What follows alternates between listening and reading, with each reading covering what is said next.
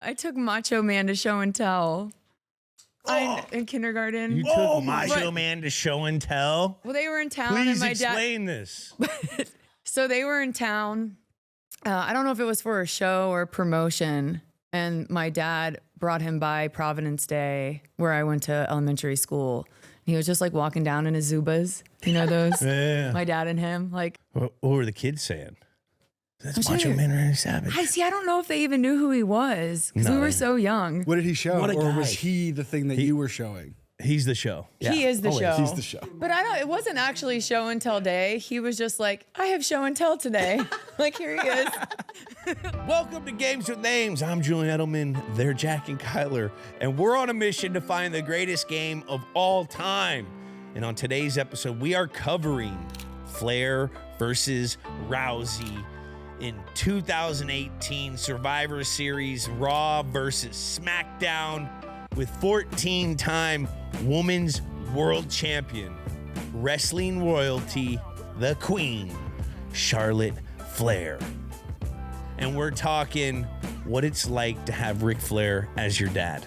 I never really realized what my dad meant to the industry until I watched him retire. These people really like my dad. This is crazy. Then we get into Ronda Rousey and her jump to the WWE. I mean, sure, I know how to do a submission, but do I know how to break your arm? No, but she does. Yeah.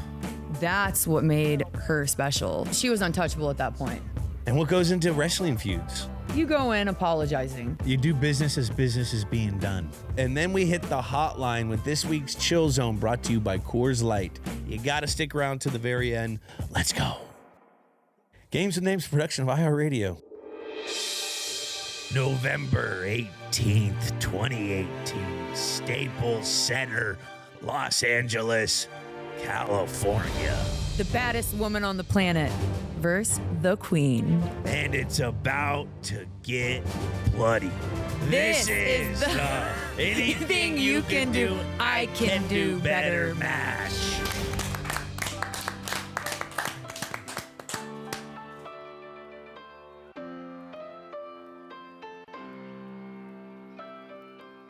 Welcome to Games with Names. Today we have a very special guest. We are looking at the Charlotte Flair versus Ronda Rousey, Raw versus SmackDown, Survivor Series 2018 match with Ashley Flair because she plays Charlotte Flair.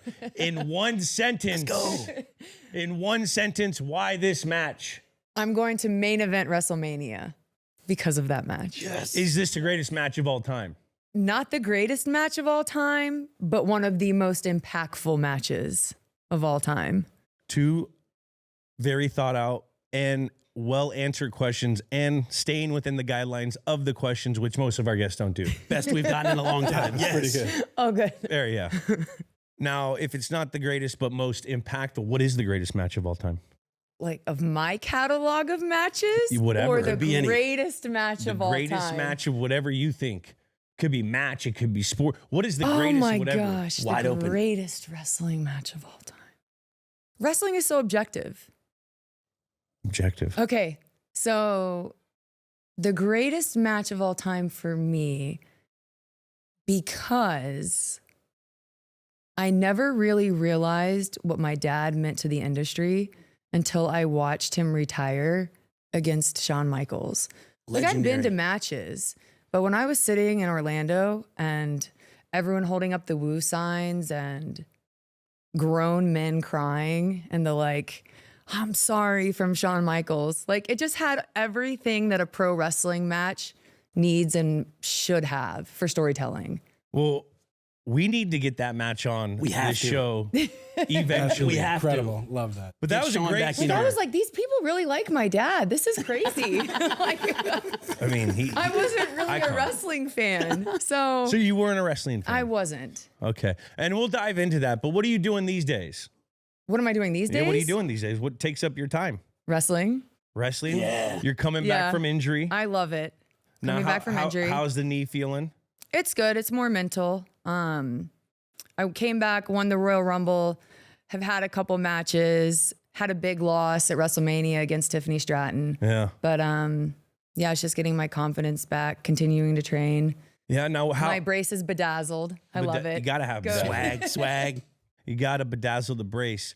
Now, you talk about you need more reps and trying to get your game under your belt because of your injury. What's the rehab process been like for you? Explain to the listener how psychologically demanding it is to come back from injury. Oh man. Well, especially when you're an athlete. And for me, I think what helped me stand out in this world of wrestling was my athleticism and my background. So having that being taken away and not knowing if I could come back and be the Charlotte Flair with, the high flying, quick feet, just naturally athletic, I was like, oh my gosh, like the best part of me is, injured or taken away. So mentally overcoming that. And then once you overcome that and realizing like, oh, this process isn't just, okay, I'm out for 9 months and I come back. It's like, no, I mean, strengthening the muscle, the stability. I still get a shock wave twice a week to deal with like the pain in the quad. It's just constant. But I like the challenge of it, to be honest, because before this, like 10 years of my career, I never stretched, was never injured. It was like, all right, time to have a match. Like, didn't think about it, didn't worry about it. And now I'm like, does this limb feel like my right leg? Like, not necessarily. And people don't realize that when you're a professional athlete and you get hurt, it's not about healing the injury 100%. Okay, that's not what you're trying to get when you're an athlete. Okay, you're trying to get to where you were at before the injury. Yes. Which being healed and where you're at after the injury is different. So that's the constant battle the professional athlete has in their mind while they're rehabbing something is, yes, the injury is healed, but can the limb or the anything, whatever you hurt, get to where it was before you're injured? And that's the self-consciousness that you have when you're rehabbing. It's just I always, for me, it was always like I had to get in competition mode with myself, and it gets into, like you were saying, you were an athlete as a you're athletically gifted. So it comes into that, and it's always fun hearing people's process of how they handled some of the most traumatic times of their life as an athlete is injury. So how they handle that is everything. You know what I mean? Yeah, it was for me. Now, how's it being back in the ring? It feels good. So when I'm actually in the ring, I don't think about it. Like once the bell rings, I'm not like, oh, this hurts or I have that pain, because I really don't. But it's like sitting here with you talking about it, and I'm like, man, can I get hurt again? Yeah. Is this gonna hurt it? Like I just never had those thoughts before. Yeah. Like I don't know, I was like indestructible. And now I'm like, I kind of like second guess things where like I hate that. Yeah. Like before I would just go out there and do my thing, and now I'm like, is this the safest thing to do? Like, that's like, should I go through this table? See, that's different. The answer is always yes. That's Every Buffalo Bill fan. There's a lot of variables. Actually, I told the fans to stop saying that the other day. It's terrible chant. I just. That's the hard part. And then like a doctor telling you, well, your knee's never going to be the same. Well, if I do this, your knee's never going to be the same. Well, if I do, you're like, huh? Like that doesn't like compute with me. Yeah. Like no matter how hard I train, it's not going to be the same. Yeah. Like it looks the same. The muscle's great. The shape's there. The thing that you got to take that I always took from when I got hurt was the information you were getting from the physical therapist. The doctor's just the technician. He's just doing the work. The physical therapist is teaching you how body placement should be, when your body's vulnerable, when you're cutting on it, or, what kind of movement will give it stress, so there's certain movements we can train, certain muscles we can train to protect our movement going. Like that's the stuff that I always took. Like after I tore my knee, like I was like superhuman because I was rehabbing both knees, and you become educated on what you should and shouldn't do. And then like, the proper technique on certain things where you're going to keep yourself safe. So like, that's hopefully the thing that you learn out of that. Well, like ankle mobility right now is the biggest focus for me. And I'm like, oh my God, I've never worked my ankles in 39 years of my life. Yeah. And now like really care about my ankle. But it all makes a difference. The biomechanics Yeah. are all connected. Yeah. So you get back in the ring. You're probably like 18 months out now, but you've had some serious combats, some serious matches. You went to Yeah. WrestleMania 41 in Vegas. How was that? It was good. Was that, you see Gronk there? I don't think I saw him that day. Do you know who Gronk is? I do. Well, we have a mutual friend, Okay. Dean Mutati. Oh yeah. I've seen him out there. He lives in Orlando, I think. Yeah. He does. We have SummerSlam at MetLife this summer. Yep. Are we excited for that? Yes. To be back in MetLife. That's That's the where big, I main that's evented. where- Yeah. That's Yeah, right. yeah, yeah. And the best fans in the world are from the Northeast. So You think so? I think so. They're the smartest, Ooh, I like that. except for Chicago fans. Ooh, Why? The worst wrestling city in the world. Worst? worst? Yeah. And the second. Really? What's Top two is not two. What's wrong with Chicago? Oh, they know what's wrong with them. Oh, Chicago. What's We're the looking best at you, wrestling city? Chi-Town. There's so many. Philly, New York, Pittsburgh, anywhere overseas. Boston? Boston's good. Becky Lynch said Hidalgo, Texas was Yeah, the well, best. that was Okay, a deep yes. cut. Deep cut. Any small town in Texas. Yeah. Man. They're easily entertained. Yeah, she said like Chile too, I think, or something. Yep. They're dropping some crazy pulls. Now, John Cena's back. Yep. That's always big for the WWE. The John Cena. Now, Yeah, the John Cena. No big deal. that's what my daughter used to call him. From the Scooby-Doo movie. She goes, Dad, have you ever met the John Cena? Have you ever met the John Cena? Yeah, I go, what do you mean John Cena? She goes, yeah, the John Cena. She calls him the John Cena. But can you take us through, like, he's a heel now? Or is he's not a baby face no more, right? He's a bad guy. He's a Yeah. bad guy? Now, how is that going through what your persona is going to be? Oh. Like, are you Well, practicing? John's been a good guy his whole career. Whole career? I've Easy to kind of switch done up, like- it. Yeah. Good, bad, really bad. Right now, I'm like, really bad. Take Or us really through it. disliked. How do you get yourself into a mindset of being heel? Oh, how to, just breathing. I don't know. Just breathing. How do I say this? You got to be full of piss and vinegar. Well, I just have to be, yes. So my mom used to say I was. She'd say, you're full of piss and vinegar, boy. Well, it's like when I try to be nice or I try to be endearing, they like dislike it more. So then they like boo louder. I'm like, well, you know what? I'm not going to tell you I had a bad day. I'm going to make you hate me and just say I'm the greatest, that I didn't have to work for this. Well, I mean, being a legacy wrestler and your dad's Ric Flair, Yeah. who doesn't make it easy on you. And I've won a lot of matches, titles, had a lot of opportunities. So when they bring in you, when you're at the high, Yeah. everyone's trying to bring you down. Yeah, No matter exactly. what. No matter what. Now, what's more fun, being the heel or being the babyface? Oh, being the bad guy. I Yeah. agree. It's more fun. You know, like when you said the best fans are in the Northeast, I loved being the fucking villain Yeah. running through that MetLife Stadium in front of all those goddamn Jets fans, knowing that they knew they were losing that game. Yeah. That's what I fucking love. But see, that's the mindset you have to always have, like being that bad guy. Yeah. Like knowing you're like, yeah, See, I'm the greatest. I know. My dad and I are going to need our own wing. You gotta have your own wing of the hall. Our own wing in the Hall of Fame. Got to. Now, what's the key to good wrestling trash talk? Oh, what's... Are we doing research See, I always before? felt like I could back it up in the ring. That's where I feel like the most confident. Yeah. Like beating Ronda to death in her own hometown was like pretty devilish. Honestly, doesn't get much more devilish than that. That's some devil right That was there. devil right there, baby. Yeah.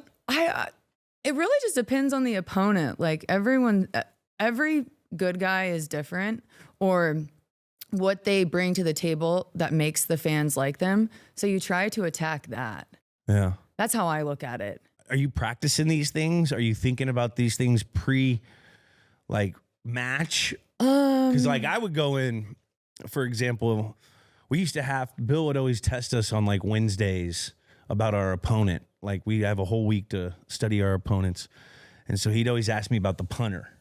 Because early in my career, I had to return the punts. You know, Adelman, what's this? What's up with this punter?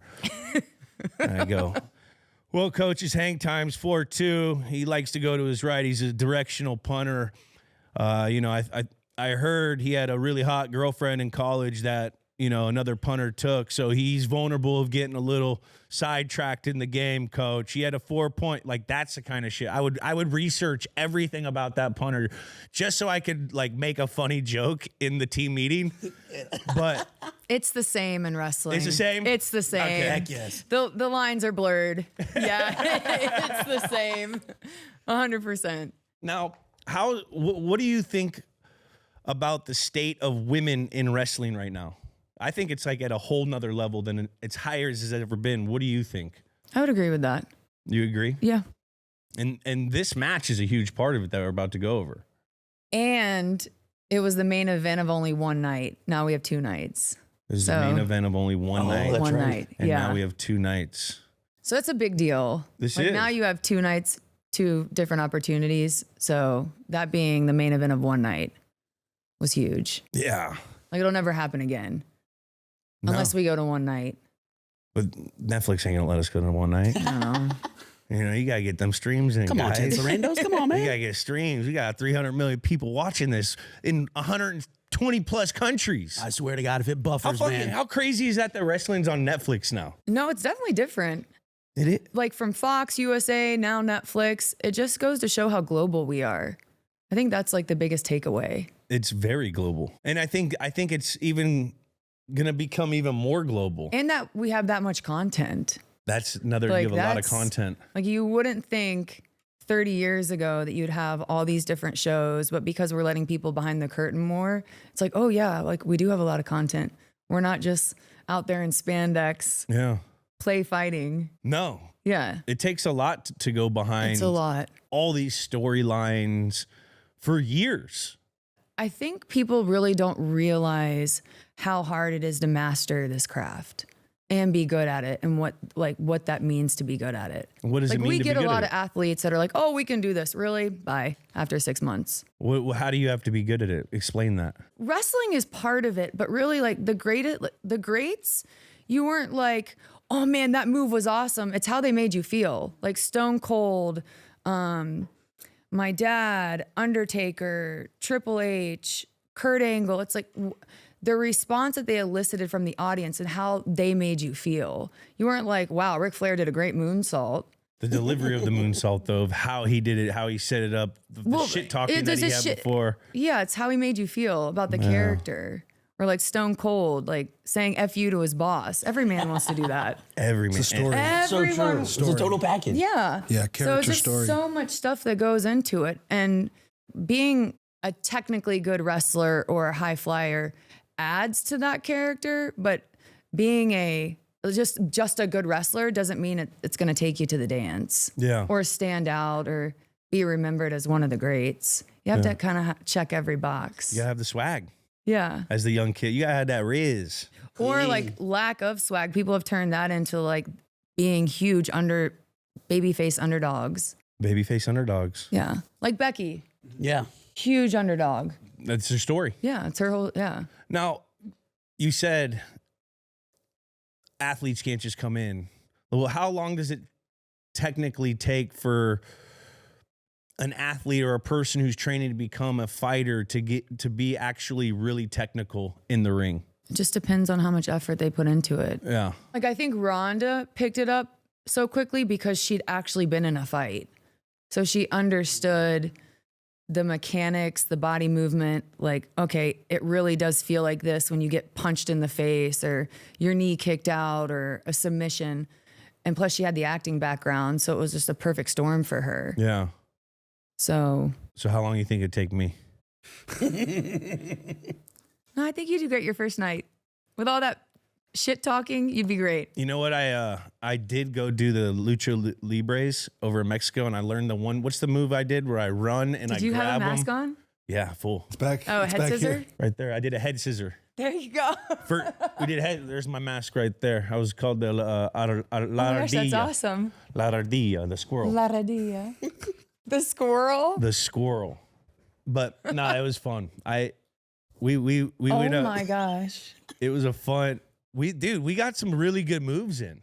Yeah, it was in fun. one day of training. Dolo was slightly Quick better. learner. Yeah, it's baby. just the Well, mannerisms Dola that you kind put of gave his between. body up. Dolo gave his I was like still worrying about having to Your go out. knees. Yeah, and Ironically, I tore my knee right after like that. a couple months later. Not in. I'm not doing this now. Okay, I Thank was God. like, Doing a preseason game in Detroit. Freaking on Detroit. that terrible fucking field.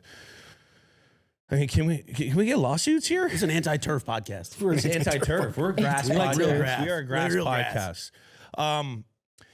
So you mentioned earlier you were never really a fan of wrestling growing up.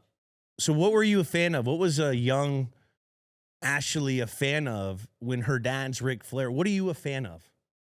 well, When I you was were just a kid, a fan of going to the shows. you were a fan of the being show. like, oh man, that's my dad. Yeah. Like hearing his music would give me butterflies. Where I was like, oh my gosh, Sting.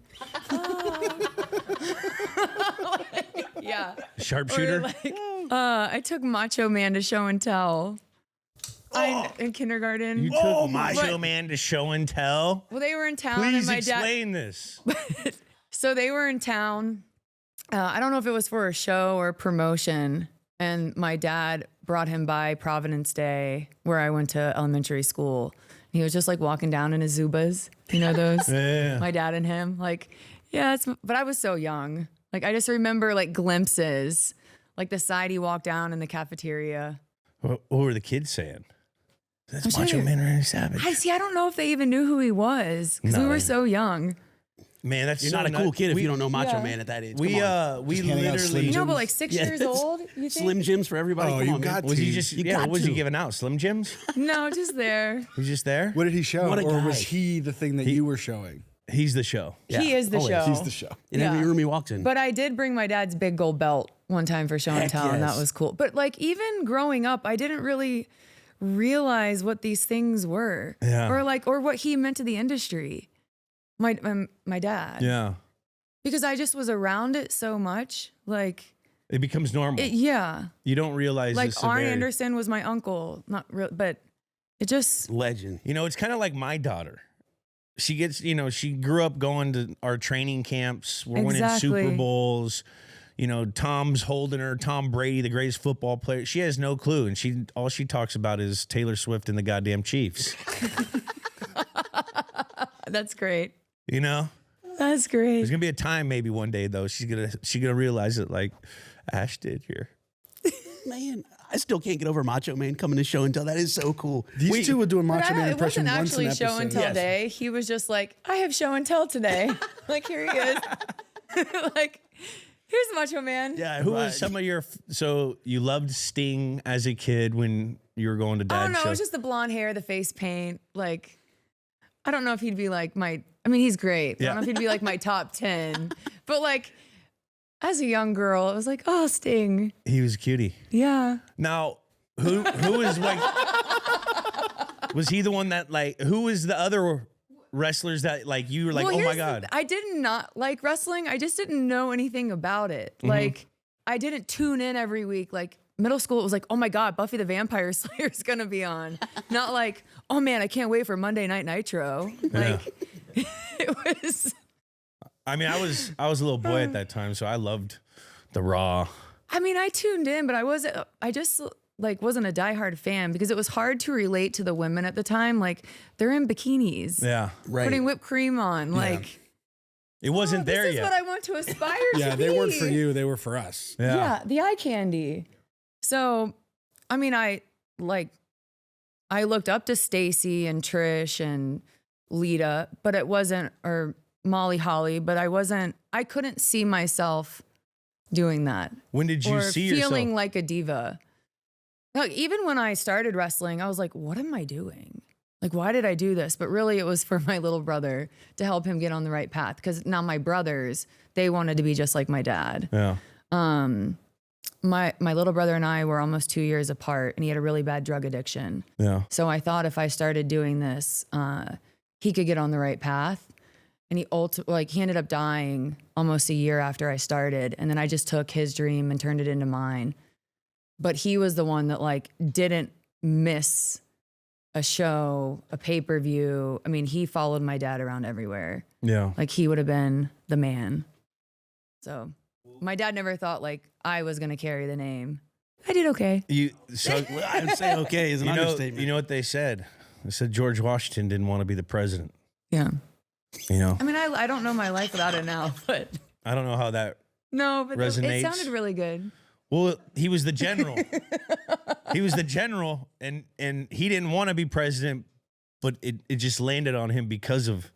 I understand. And that's what I was saying about you. I was gonna say that's an incredible origin story, and you're doing okay, and then some. Like that's so cool. It's That's gotta be amazing. special when you reach these heights to have that like with you too, you know, because talking about with these matches, they are kind of somewhat like predetermined, right? But there's still this moment where your character and you as an athlete wrestler get to a place where like, look, you are a champion or you are headlining this thing. And there are like moments where you can take that in and like appreciate it. So it's always nice to have like, and we always ask people, who are they thinking about when they reach that my pinnacle? brother.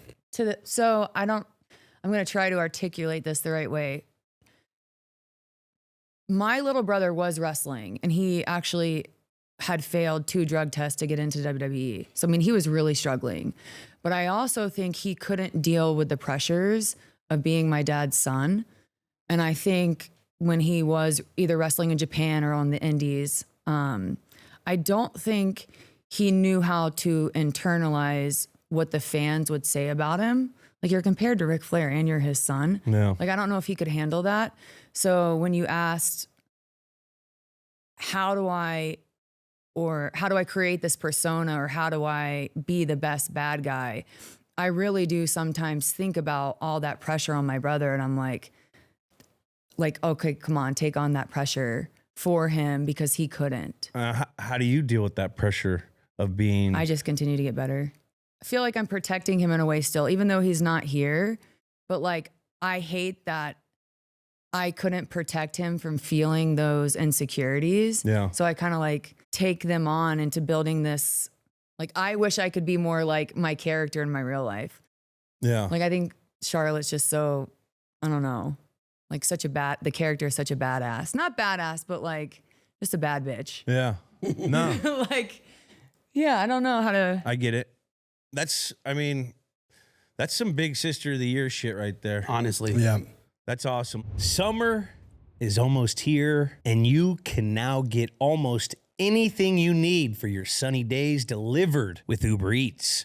What do I mean by almost? Well, you can't get a well-groomed lawn delivered, but you can get chicken parmesan delivered. A cabana? That's a no, but a banana? That's a yes. A nice tan? Sorry, no, but a box fan? Happily, yes. A day of sunshine? No, but a box of fine wines? Yes. Uber Eats can definitely get you that. Get almost anything delivered with Uber Eats. Order now. Let's go back into time where this match took place. This is a segment where we go over all pop culture. We see what's going around in life. This game/match took place in November 18th, 2018. Number 1 movie, The Grinch. Number 1 song, Thank You. Next, Ariana Grande. Been hearing a lot of that with an 8-year-old girl as of late. The movies we had in the cinema were Creed 2, Bohemian Rhapsody, A Star Is Born, really good. Love Bradley Cooper. David Hockney's Portrait of an Artist, Pool with 2 Figures. What is that? Classic painting. Just a little art talk on this episode. A little art talk? Yeah, we like art on here, man. Trying to be more refined. Yeah, We're we're more refined refined. gentlemen over here. Well, let's get back to it. The Super Bowl champions were the Pats. Hey, it sold for 90 mil, bro.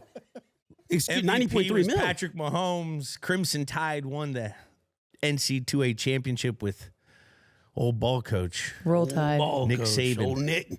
Kyler Murray was a Heisman. John Gruden returns back to the Raiders after being in the broadcast booth Raiders. for a decade. The Raiders. What was Charlotte Flair like in 2018? Ash Lee. I call you Ash. I feel like I like Ash. I'm calling you Ash. So what made Survivor Series so important but impactful was my opponent at the time, Becky Lynch, was like super red hot. And Ronda was the baddest woman on the planet. Like, that's what we had labeled her as. And a week before Survivor Series, Becky had her face bashed in and was supposed to be wrestling Ronda at Survivor Series. And my boss was like, well, Ronda can't wrestle. We need the next best thing. Meaning like we had a promoted match. Becky can't wrestle her. Well, who are we going to have wrestle her? Like it has to be just as good, if not better. So I was like, I have to wrestle Ronda. But the reason like you see me being like, I have to wrestle Ronda is because for almost a year, the rumor on the street was Charlotte Flair versus Ronda Rousey for WrestleMania. So if I was going in to wrestle her at Survivor Series on a one-on-one, Are we not getting WrestleMania? we're not getting the WrestleMania match. I mean, So I was like, oh my God, 1, this match isn't promoted. 2, they wanted to see Becky versus Ronda. 3, well, what's my future? And I got to LA a week early and just thought to myself, like, whatever goes down that night, people have to want to see Charlotte Flair versus Ronda again. yeah. Or what's going to make it that memorable. Plus, like, at that time, Becky was hot, but Ronda was untouchable. She was. Like, untouchable. That's why I think this is such a, when we get into the match, this is such a huge match because she was the biggest thing for UFC.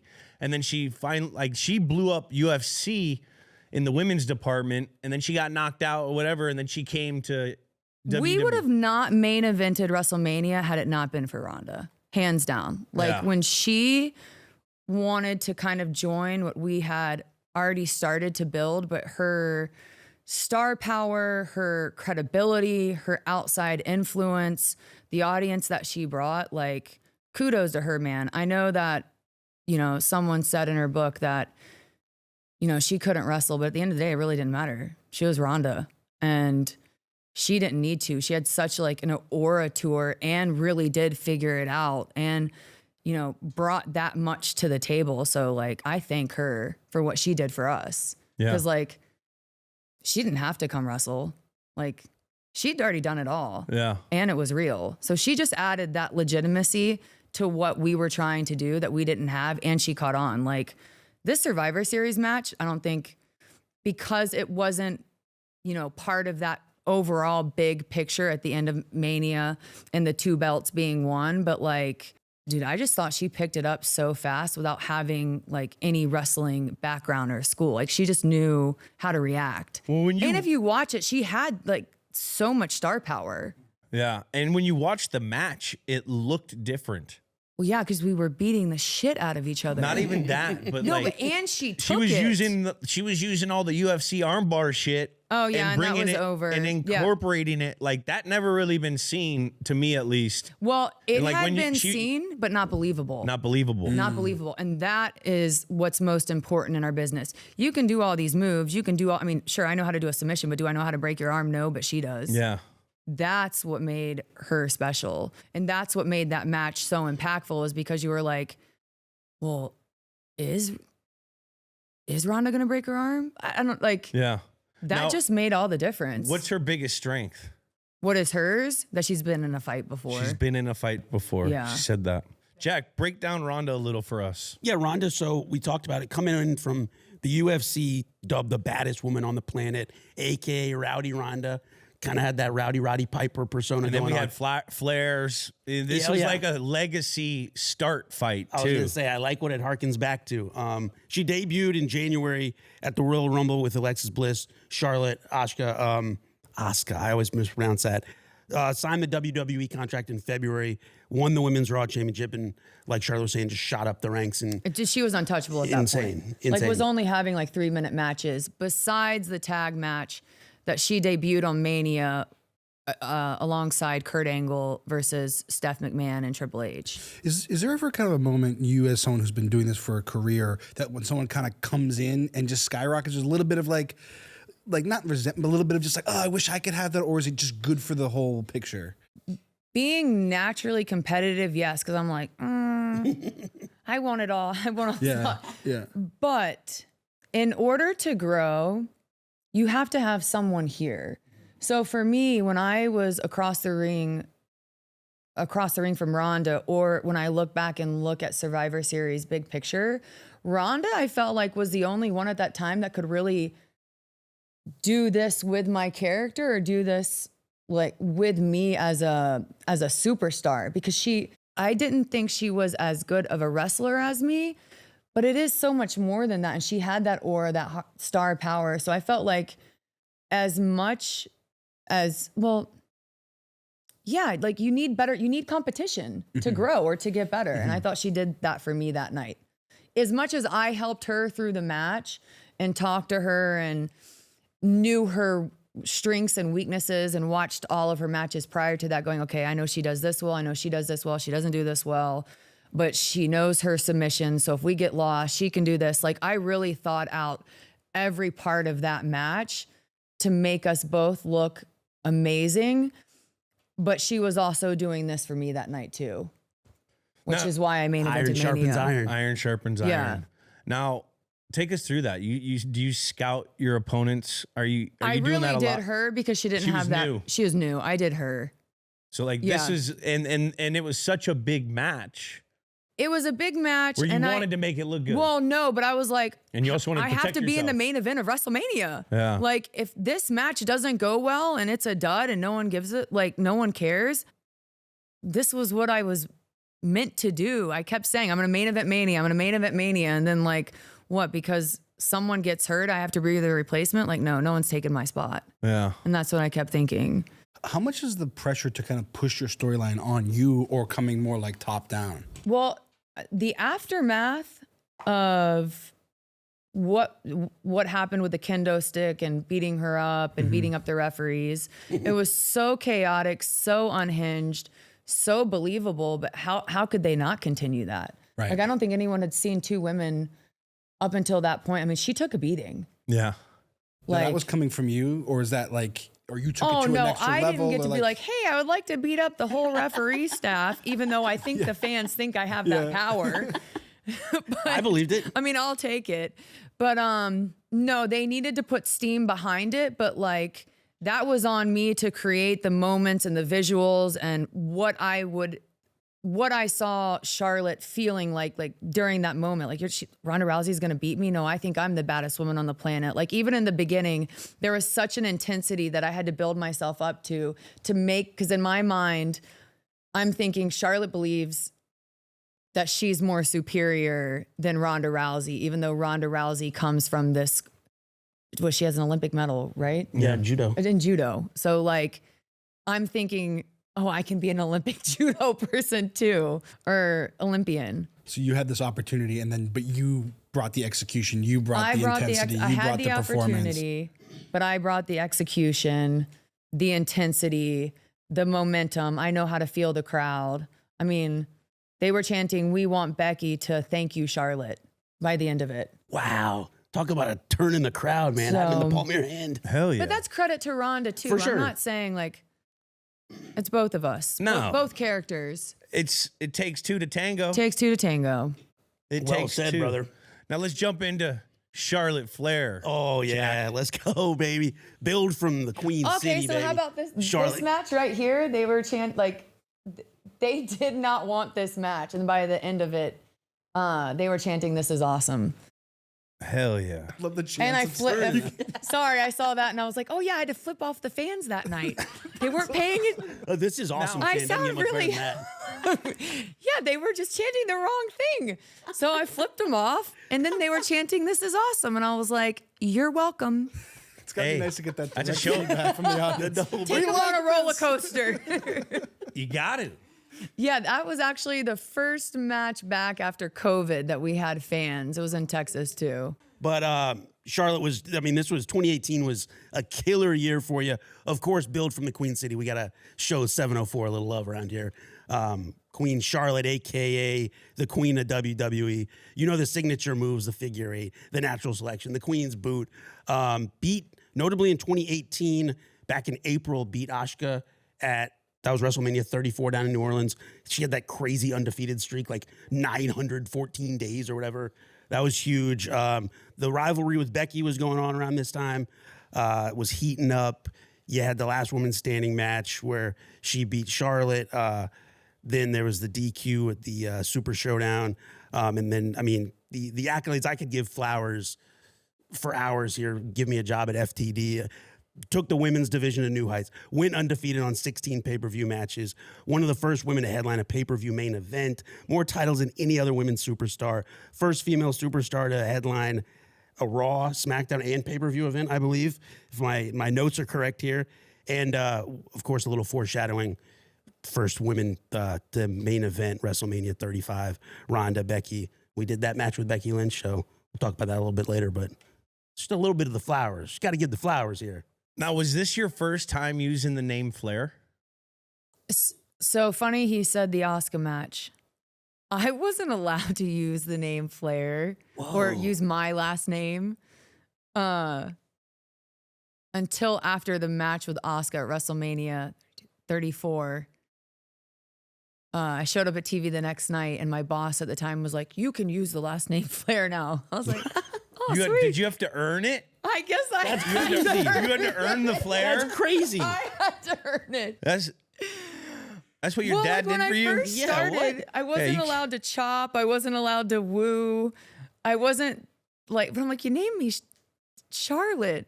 Like, I think they thought it was a joke. Like, because my dad was billed from Charlotte, North Carolina. Yeah. So Yes. this kid, we'll just name her Charlotte. It turned out though. It turned out worked. awesome, but Yeah. I can't That's believe that you crazy. didn't get to be able to use your own last name. Well, I think it's the pressure. Like, Yeah. just being overshadowed by the last name. So when they finally said that to you, you said, "All right, now it's my fucking time." Yeah. Is that when you're like, "This is my fucking time now"? Yeah. I might have said that since 32 or before that. That's what you thought. That's what I thought.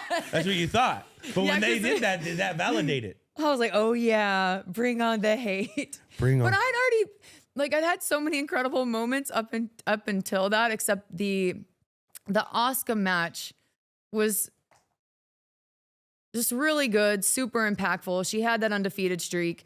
It was the first female singles match on a pay-per-view since Trish Stratus and Mickie James, and that had been about 10 or 11 years. Wow. So it just it all worked out. You're at the prime right here.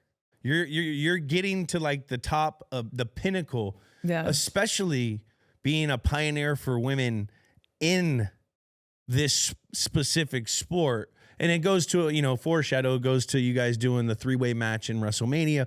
But like, this is kind of, the start, because you needed, like you said, you needed the star power of Ronda. You needed you because you know how to do your shit and you're you. And then you needed Becky because she's also got her different dynamic. But this is crazy. Now, can you describe your wrestling style to us? We were trying to go over it earlier. I was like, how do you describe it? Insanely athletic, of course. Yeah. I think it's my adaptability. Is that the right adaptability to any size? Like, I can work big or small. I like, if someone's smaller, I can work down to their size, or if someone's bigger. Like, I'm actually pretty tall compared to most of the girls. I only think there's one other girl taller, but I can just change my style. Versatility. Yeah. I think, or just being super aggressive and That an showed in a-hole. this match. It showed for sure. Yeah. Like, yeah. What pro athlete from another sport are you most like? Oh, that's a tough question. Because Tom Brady's beloved, isn't he? Well, depends on You didn't see him where. at the Indy 500 No. when they booed his ass. He, Not- gets, he gets the boo birds. Yeah. Yeah, not in MetLife either. I like it. Oh, It's like a thing I'll where say Tom. I like that. I like it. I like that. I like that. My That's a good first comp. thought was Mayweather because he was coming up with my dad, but no, Tom. Tom all day. Mayweather too, though. I'll That's, say Tom. I like it. Two pretty good ones. Jackie, take us into the match. As we said, we touched on a little bit of this earlier, but Ronda was really climbing the ranks, like pretty much owning the Raw division. She got the belt from Nikki Bella earlier. They also had a little clash backstage, her and Becky, and then we're setting up that fight. But of course, as we know, Becky got the bloody nose, couldn't fight when the SmackDown Raw, there was the invasion, some dirty hits, all that stuff. Becky ends up with the broken nose and gives us that iconic image of her standing there in the tunnel with the blood all over her face. So Charlotte ends up being chosen as the replacement for this fight for Becky. So that kind of sets us up on the stage here. And we're really building that three-way rivalry of Becky, Ronda, and Charlotte is kind of the triumvirate trio of the big dogs in the women's division. So at this point, I know you're not fighting Becky, but what's your relationship with Becky at this time? We're cordial. We're cordial. No, we're good. Cordial. I still think there is some story left there. So There's a little meat on that bone. They say that. There's like more that, meat. meat I on don't that think bone. there's a nail in the coffin yet. What's the greatest match? The next One, baby. I like that. Actually, Brady, very Brady-esque. Our Survivor Series match was actually really incredible. It's so hard to pick. It just wasn't as different as the Ronda and I one, like impactful, but Becky and I have had a lot of great matches, but our Survivor Series match was pretty incredible too, which was like 3 years ago. That was one of the ones you sent over, right? We were digging into. Yeah, That I was an sent epic that one one as well. too. I like that one. And the Evolution one, but the Survivor Series one, there's just I don't know, there's just, when you want to be the best, it's hard. Like To you be got- the best, you just- gotta beat the best. You got to. Now, when you found out, you kind of talked about it a little earlier. When you found out you were getting this match, give us your thought process beat for beat. You're pissed off because they didn't promote it, but give us what were you thinking when you found, before you even fought this match, when you found out you got this match? Well, who said the word replacement? Was that me? Yeah, That might have been me. That even made me like, Sorry. oh, Oh, like, my bad, my No, bad, no, my no. bad. But like, even that's what I was. I was the replacement, and I was like, I'm sorry. oh, I'm not a no. But I had to replace Becky in this match, and I was just like, well, what happens after that? Like, I had beaten Asuka at WrestleMania. They bring Ronda in, and word on the street was Charlotte Flair versus Ronda Rousey at WrestleMania. Not saying that it was going to be the main event, but I was just like, huh? This is not how this is supposed to go. And I was also coming off of losing at Evolution, the DQ in Australia. Which pay-per-view was that with Becky? Let me double check. So I was like, man, I just can't catch a break. And I just kept thinking to myself, like, this is not where this is going to end. And had that match not gone as well as it did, and have Ronda laying there in defeat, or the two like bulls, it just was it was like a perfect storm. I just wasn't going to let it happen. I was like, no one's taking my spot. That's what's going through my head.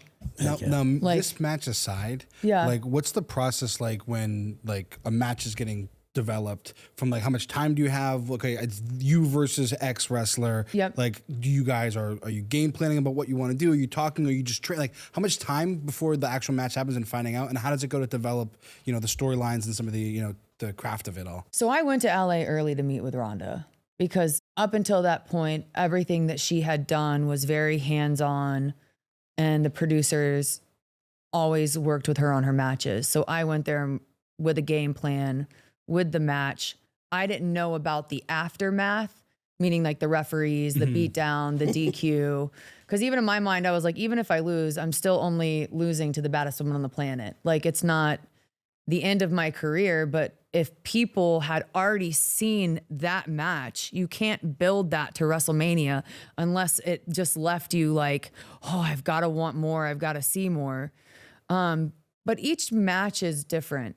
Each opponent is different. Like Becky and I, if you put us in a room, we could put a match together in 30 minutes and it'd be a WrestleMania worthy match. Yeah. Like we just have that kind of Chemistry, rapport, the story.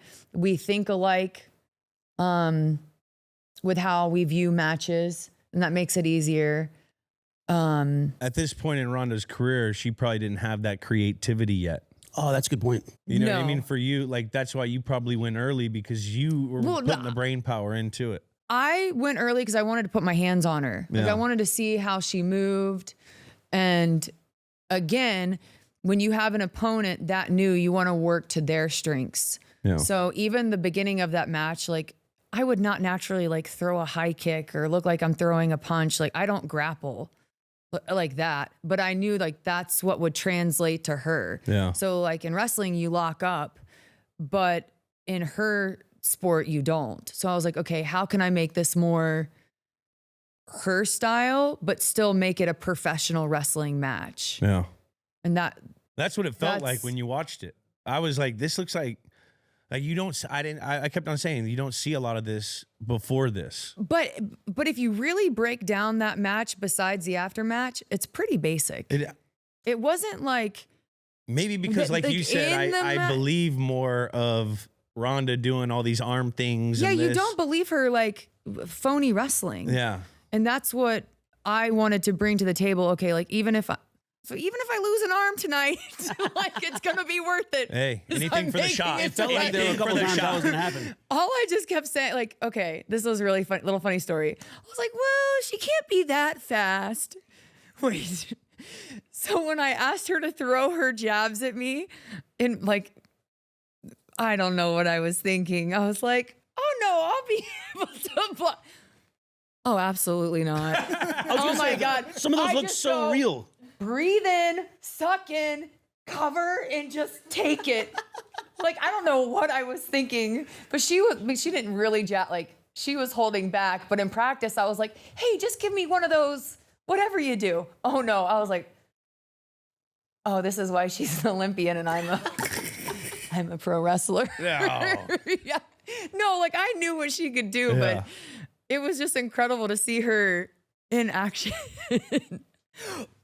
Don't breathe. Is it common to do like, I don't know if you call them rehearsals or sparring matches ahead of time of a big match, or just because it was Ronda Rousey, she's a little bit more Well, I inexperienced? just wanted to see how I would react. I almost said the word sell. Yeah. I almost wanted, I wanted to see how I would react to that Sure. because you don't see Sure, yeah. many girls.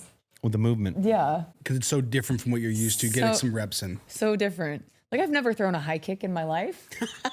Like I was just so like, but I felt like I really went into that match going, no, like she might call herself the baddest woman on the planet, but like I am the baddest woman in professional wrestling and no one's telling me otherwise. That's right. And I have to bring that to that. So You left that match thinking that. I for left sure. that match thinking that For sure. 100%. And I am someone who definitely like holds things in. So if I do have a bad match, I kind of let it fester. Mm-hmm. And instead of letting it fester to the point that it doesn't ruin the next, but I take all of the bad from that one and make sure that never happens again. Mm-hmm. Like really a student of the game. I'm not saying it does every time, but I learned so much from this and others. You try to change it. Did you play like competitive sports growing up? Yeah. What did you play? Well, I started out in gymnastics, and then my parents made me choose between. Well, when I got to middle school, my parents wanted me to like play middle school sports, track, volleyball, and basketball, but I couldn't keep up the hours of gymnastics. So I played all three of those, but then I fell in love with all-star cheerleading. Nice. But I had to give that up for volleyball, and then played volleyball at App State for 2 years. Oh, wow. Go And Mountaineers. then made some terrible choices and went to NC State. Go Hey, it Wolfpack. all worked out. Hey. But I wanted to be a big fish in a little pond. Played there for 2 years. It was fun. But wrestling to me was like what I've been the best at overall. So Ronda once told me, she was like, you really do look at wrestling like it's your Olympics. And I was like, I know, because it means that much to me. Yeah. So Heck yeah. Now, do you have any like pre-match routines or pre-match superstitions that you do all the time? lacing my boots. How do you lace them? They just take forever because they're like the old school boots. Yeah. And I'm not willing to part with them. So That's like do you it go takes like 25 minutes. 25 like, minutes? My assistant the other day was like, can you just buy some boots that have zippers? Like, this is taking forever. Yeah. Like, he'll help try to, I'm like, no, you can't help me lace. I have to lace them. No one can lace my boots. And so So it's a ritual. Yeah. it's a ritual. Yeah. And what are you thinking about when you're doing it? Like, You're the my match? boots are so important to me that instead of buying new boots when I came back, I had all my old boots bedazzled. So they looked a little different. Yeah. Because I'm so superstitious with them. I don't know. I mean, we all have something. Do you Yeah. go left foot first or right foot first? Left foot. Left foot first. Just because right is my dominant, so I feel like left needs to be the tightest. Jackie, break down the fight. Man, this fight, epic fight. My words will not do it justice. But from the rip, it was evident this was about to be insanely physical, insanely chaotic, back and forth. We open up with a big elbow. We're trading submissions. And then an early moment that really set this thing off was Ronda into the lower turnbuckle, face first, Charlotte throwing her down. It was like, all right, we're in for a crazy one right now. Back and forth. Whenever you guys hit the stairs and shit. Oh, the stairs gets me every time. And like you hit when you get out of the ring and you hit the wall. Yeah. Like that's what hurts me. That's got to hurt you. I mean, That's some good usually wall you're like, throws. man, I hit my pinky. Yeah. Like, it's just like odd But you know how to things that fall. you know how to fall. You know how to like what part of your back you got to hit and Yeah. stuff. Yeah. All right, You Mike, do. sorry for cutting you off, Jack. Bro, No, jump in I mean, whenever, I still anybody. get the wind knocked out of me sometimes or like really hit, but I don't know. You just have to, like, you're also in front of, like, they're 30,000. but- Adrenaline's pumping. Yeah, your adrenaline's going. It's like the day later, you're like, oh. The worst. oh. What's the cardio you have to put in for a match? So wrestling hard cardio is fighting. different. That's right. It's a unique Yeah. kind of cardio, I feel like. This is what I tell the newcomers.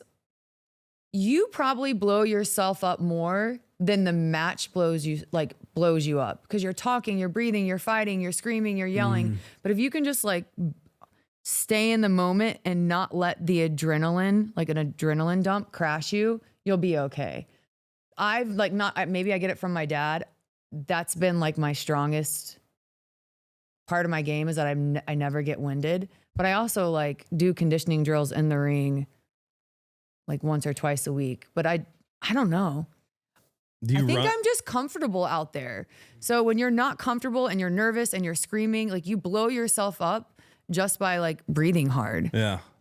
I don't know. You're just I would- wasting energy. if I was- Yeah, wasting energy. I would do like because we used to do like metabolics. It's a type of conditioning where you'd run like 2-minute drill and I'd run like 10 routes in a row. Yeah. So you're pooped with no rest time. I would do something like that in the ring.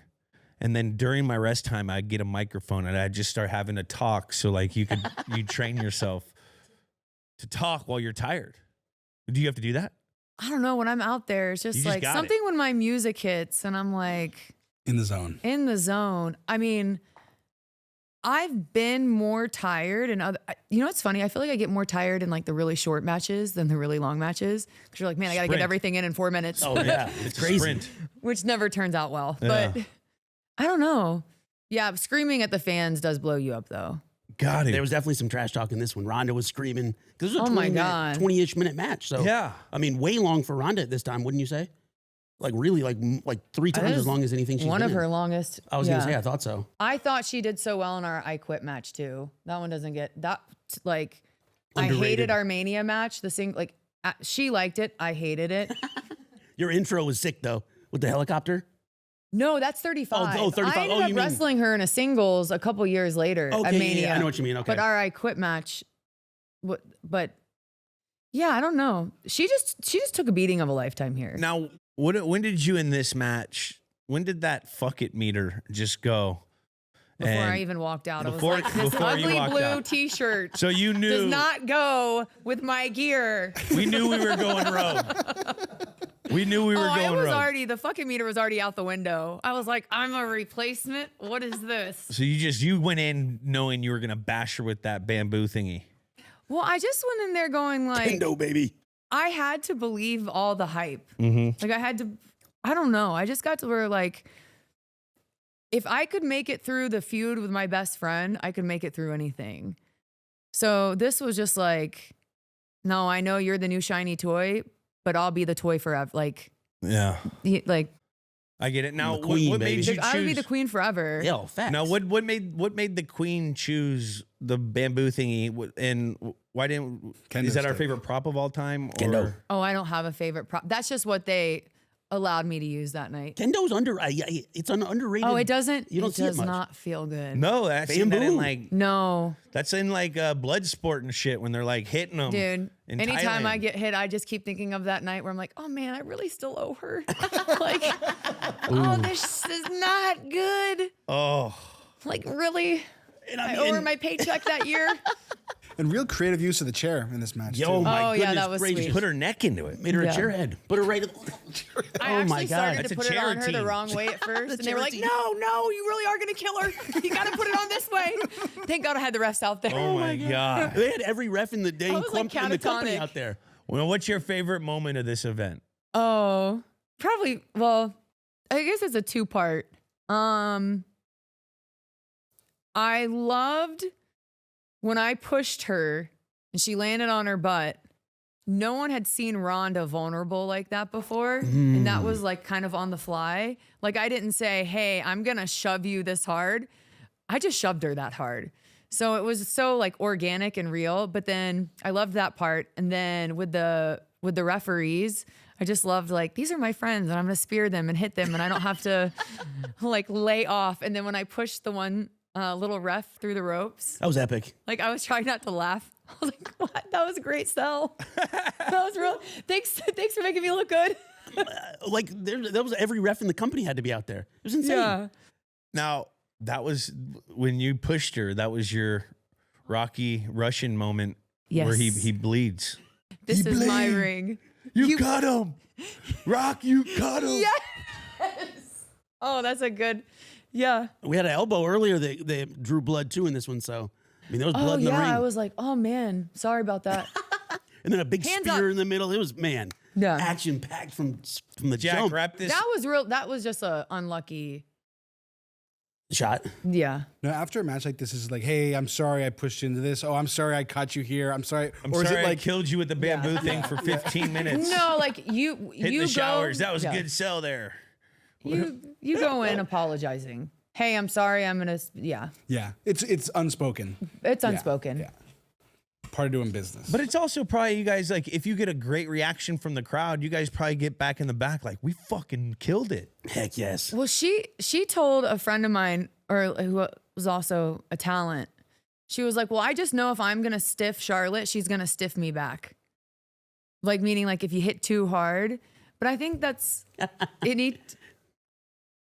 you just have that rapport with certain people, or like you hit your friends harder.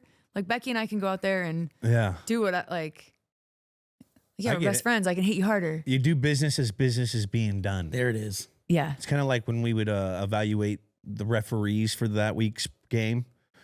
The very like first 15 minutes of the game, you can always see how the refs are going to call it. Are they going to call it tight? Are they going to let us play? You do business as business is being done, and you just hope that they go Yes. consistently through the match, probably like your opponent. Yes. Except you can't put those refs through the ropes. That's a very I'll put good. Gronk tried to put that fucking ref through a rope once. Gronk did a leg drop once in a football game. I'm not. He did a and he got people's elbow suspended. too. he did a people's elbow in too. Buffalo. No, that's what he did. He did a people's elbow. Wait, he was in a WrestleMania Yeah. match during COVID. Yes. Yes. Rob, so I think before that, we were playing the Bills and they were holding him every play. He got so mad. This guy intercepted a ball and fell down, and Gronk went and people's elbowed him like it was fucking wrestling. He got suspended for 2 games or something because he like got really suspended for Jardarius that? White. he was a big guy. Yeah, it was crazy. Robbie G, we I love think you, brother. I've met him once, I think. Oh, you'll love him. He's our guy. I got one real quick technical question. So much a part of like a big match like this is just like selling it and being entertainment value. Something we're filmmakers here. Something that I think gets lost in the sauce a little bit is the collaboration between the cameras. Everything. Is that something that's like rehearsed or practiced, or those camera guys just know the beats and know the stuff? Like, how does that collaboration come together? That's also another element to what we do. If you can figure that out or listen to the guys that are behind the camera trying to tell you, hey, we need this shot, or if you're out there and consciously thinking about that, that also tells a better story for the audience so they can connect to you more if your face is constantly on TV. This match, during the match, didn't have as many bullet points that we needed. Like I knew I was gonna do the backflip off outside or the back corner. I knew she was gonna do the shots up ramp side, But at the end, where the referees were, where the chair was going to be, how I was going to hit natural selection with her head into the chair, like all those things were extremely specific. Okay. Yeah, like it didn't look specific out there, like that's our job, but Right. no, that was all, like I needed her to come up and that organically be right there, but we'd already placed it there. So that's all going through my head as I was doing, like walking around the ring, moving things. So you're not only cognizant of what you have to physically do, but what the audience is seeing Yes, and we what the have cameras like are going to a be seeing. camera guy. So there's 2 posts Yeah. up front. Yeah. Camera guy there, a camera guy there, hard cam, and then one guy down the ramp. And you know what each guy does. And you can play to and that them. like sets the people apart who's really good at that. Like Randy Orton is one of the best. Like one of the best. Wow. His face is always on that camera at the right time. Building character, telling story. Wow. Yeah. And real quick, you mentioned, do you have like stage direction for like, oh, this is back corner, that's ramp side? Like, what are those terms? We say babyface corner, heel corner. Oh, But that's like the good guys are always Yeah. here, the bad guys are always here. Yeah. That's Baby awesome. face, heel corner. I live in heel corner. It's all right. It's great. You need What's them. your It's like address, left heel side, corner? strong side. Wait, we talked a little bit about the pre-match routine, but like after a crazy match like this, once you've said sorry, do you have a post-match routine that you always do? Like a go-to, like Ice Go-to bath. food, Go-to go-to grub. drink, protein shake, beer, Ice beer. bath. The glass of wine, I like that. a Truly, Yeah. something, Little something Fire. to ease the edge. something to Keep the- something to come down off. I was gonna say, of. how do you come down off all that adrenaline? like- It's got to be popping. Like a normal SmackDown, no, That's true. or Raw. I mean, sometimes sure. That's just another like- night. Pull up to the Marriott and be like, oh, they have Truly. Okay, I'll grab a Truly. But, Gotta I do mean- it. Yeah, you gotta unwind. Truly's hit Diffie at the Marriott. I love that. yeah, I like that. always there. Always, bro. I'm like, oh, do they have a mini Prosecco? I'll take the Truly. What flavor truly? I don't think it matters. Doesn't matter. They all taste the same They to me. all, yeah. What's the aftermath of Should we this, put a Jack? bow on this bad boy? Put a bow on her. Ronda wins via DQ. Raw ended up sweeping SmackDown that night, 6-0 on the night. Charlotte would be fined $100K, I believe, from the commish, and then went on Is that the real? next week. Is that real? Is that just story? Yeah, that's Charge real. it. Monopoly the bucks, game. baby, same thing. Charge it to the game. Hey, they hate the player, hate the Worth game. every penny. They call that payroll deduct. Amen. And she said, as Charlotte said, I'm just sticking up for my SmackDown crew here. Like, that's why I did Yeah. it. Come on, man. That's why I did it. Everything's No, got a if reason. I asked them to give me 10K each, I think it'd be a little questionable. But hey, we didn't tell you to do that. Goes Sticking up both for ways. SmackDown. That's what it was all about. And Team then, spirit. amen. And then the biggest thing that this set up, of course, was WrestleMania 35, an epic showdown. We covered that match on the show with Becky Lynch. Go check it out if you haven't.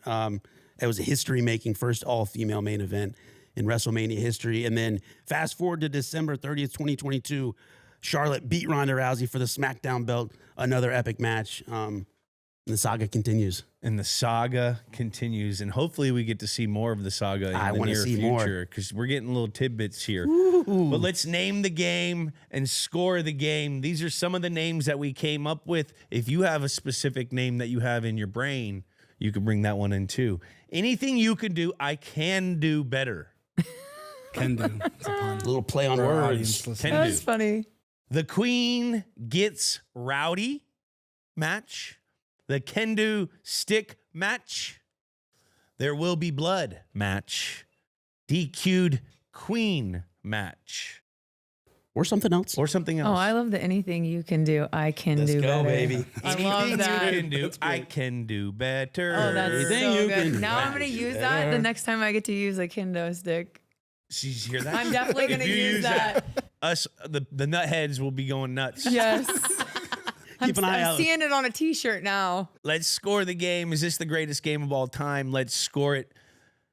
Ashley, stakes 0 to 10, decimals okay. The stakes of this specific match in 2018 between you and Ronda Rousey. The stakes, decimals okay. 10. 10. I'm going 9.2. I had a 7.3. I had 2.1. I'm a noted stakes hater. Russian judge. Russian judge. Let's go to the star power of this match. 0 to 10 decimals, okay. Well, I think my whole thing's going to be tens. Hey, like that's why I score, so we can keep it. That's even. right, 10. baby. The Mark Cuban scoring system. Star power 10. Honestly, if you think about it, legacy-wise, this is a huge star power. You have Ronda Rousey, who was the biggest, like, this was Entourage days, right? Following all that. Yes. She was huge. Cover of Sports Illustrated. And then you got Charlotte, who comes from royalty of the wrestling world. I mean, this is a 9-2 again, 9-1, 9-1, 9-1. Okay. And there's probably hella people. It's just if it was a WrestleMania, then you got the other star power there too, though. People in the building, the whole jazz. Jackie, I had 8.7. 8.7. I had a 7.5. The gameplay or the match play of this fight, 0 to 10 decimals, okay. The back and forthness. Some would say the meltdown. kendo stick, beatdown stuff. The sell of the match, 0 to 10 decimals, okay. 8.5. 8.5. I'm going to go with a 7.9. I had an 8.0. I had an 8.1. I like the physicality of this Yeah, thing. I like popping Oh, off. yeah. tackling refs, 4 refs on, like, that's fun. It's just the girls don't get to do it often. They You'll don't. see more of that. And lastly, we grade the name of the match, which is the anything you can do, I can do better. I'm going to have to change my score on this one. 0 to 10 decimals, okay. 7.9. 7.9. 7.9. I'm going with the 7 flat. 7 flat. I had a 7.2, so we're in the same ballpark. I'm bumping mine up to a 7.2. I like that. Nice. I love a good pun. Love it. And then what does it match up in our matches of all time? Calculating. 7.73. Now, where does that go into all the That's fights, good score. games, matches? So that puts us, it's our new 50th game overall, just ahead of Super Bowl 21, Giants versus Broncos, and just below Elway versus Montana, 1994, Week 7, Chiefs versus Broncos. What Super Bowl was that? Oh, I'll take it. Who do we do that with? 21, that was Phil Sims. Phil The Sims. We're going to Disney World game? Yes. We're going to Yeah. Disney World game. Good spot. We gave him a 7-2 on that. And then you're also a part of another match we did. Where is that one? We also have the Becky Two Belts 22. 22. There you go. 8-4. 8-4. A4 WrestleMania 35. Yeah. Oh, the ending. It's all about the story. It's all about the The carry. match, but the story. The story. The Story was story- insane. The story was insane. This was great. Ashley, did we miss anything from this match? No? Is there anything you want to plug? Yeah, SummerSlam, MetLife, August 2nd, 3rd. I haven't been there since WrestleMania 35, I don't think. But now SummerSlam is 2 nights. Biggest party of the year. Biggest party of the year. Biggest Are you party of the excited? year. And 2 nights, first time. Are we getting some action? I hope so. We bringing the hope so. chopper I back gotta, out. I gotta get my throne back. We got to get the throne back. the Gotta chopper get the back throne going, back. baby. Gotta bring my chopper back. Heck yes. Need to take it out of the garage. You got it. Everyone go check out SummerSlam at MetLife August 2nd and 3rd. And check out Ashley on her Instagram, Charlotte WWE on IG. And you got TikTok, Snapchat? You got it all? I'm like, what is my TikTok handle? We'll put it in the link. We will put it in the Maybe link. use my Twitter. I use Twitter I like more that. than All right. TikTok. And her Check Twitter, out which is Twitter. the same. Miss Charlotte WWE. Miss Charlotte MS. MS WWE on Twitter. Thank you so much for coming on. Oh, thanks for having me. Man, she's awesome. She was great. Legend. Love Gotta get more wrestlers. wrestlers in here. Yeah. I love when we get wrestlers in here. It gives you a whole other perspective. Yeah. Maybe our first North Carolinian in here too. I love that. First Reppin', North baby. Carolinian. Reppin'. First North Carolinian. Love that. I always like wrestling because it's this intersection between entertainment and athletics. And it's like this cool balance where they're definitely talking fucking about? athletes. They're athletes, but they're also telling a story. It's still real to me, damn it. What do you mean they're telling a story? Okay. Fucking loser. Real to me. God, I need to chill out. So you know what it is. It's time for the Yeah, Chill why don't you Zone. choose chill for once? Brought to you by Coors Light. Get Coors Light delivered straight to your door. Visit CoorsLight.com and celebrate responsibly. Let's hit the old hotline. Again, that number is 424-291-2290. Let's get into it. Hey, Jules, I just want you to know this is Stacy from Texas, and that you were talking the other day on Dudes on Dudes about Madden. And I believe you are the Madden for this generation. You have explained football in such a way and let us see behind the scenes and behind the curtain, and I think you do an excellent job of explaining everything, and you certainly have made a fan of me since I saw you on New Heights. So thank you, Jules, and have a wonderful weekend. Stacy from Texas. Shout out, Stacy. Holy moly. You got to watch John more, Stacy. That's high praise. That is high praise. You got to watch more John Madden, okay? Don't put me in the same sentence, but that is those are some beautiful, kind words. And I love that we got someone from Texas from doing New Heights. That's called cross-pollination. That's right, baby. Cross-pollination. That's right, baby. Right? That's people helping people. That's why you do all those media appearances. That's why you lift all them weights. That's why we talk about all them weights. Oh, thank you, Stacy. For a little bit of follows, you do a great job of like taking high concept type of stuff and kind of pulling back the curtain on like real football for more of a layman. And doing it in an entertaining and personable and real way that appeals to even the most casual fan. Well, we have good people that know how to ask and write the right questions to get that out of me. So it's a team effort. Let's keep it going. I like Stacey's that. questions We're from all Texas. disciples of Madden, so We're all disciples we love of you, Madden. John. Hey guys, this is Eric in Yucaipa, California. I was just calling because Jules, I read your book Relentless years ago, thought it was amazing. Just kind of curious if you have any plans to write another book, maybe more personal stuff, life after football, just the years since, more stuff about like your own personal thoughts and everything. Of course, football stories. We all love that. But anyway, I know you've written some children's books, but just curious if you have more books for adults that you have planned to come out. All right, man. If so, I look forward to it. Can't wait to read it later. Eric, from where? Yucapa, California. That's a sick name. That's probably up That north. feels huh? like Sierra Nevadas. Where is that? That's a very thoughtful question. Really good one. I got to see where this guy lives. It's in the San Bernardino County, So 10 that's- miles east of San Bernardino. Oh, so we're close to here. San Bernardino, Oh, I that's- believe, was where the first McDonald's was. Yeah, this is near. Or am I tripping? This is near I think that's Oakland. right. You ever go to Oakland? They have like a little like fall vibe, and there's some like apple orchards. And they're like, oh, if you want New England and California, go to Oakland. But Where's that? It's not. You were correct, Jules. First McDonald's, San Bernardino, California, 1398 Northeast Street. Come on, man. And then So Ray Eric- Kroc came in there and messed it all up with his milkshake machines. I haven't thought about writing another book at all. There's been some whispers with people behind the scenes, but it's never gotten real. Tales from the Nut House. Yeah, but I don't know. I got to live some more life. I'm still like in the grinding stage of my next Hey, career. Tim Tebow has like 3 autobiographies. Yeah, but Tebow is like, he's probably got 3 fascinating Yeah, stories. but Jules hadn't even circumcised one kid, bro. Yeah, What's he dude. got to You talk gotta get them about? numbers Jesus. up. Those are rookie You know, numbers. it's a rookie number.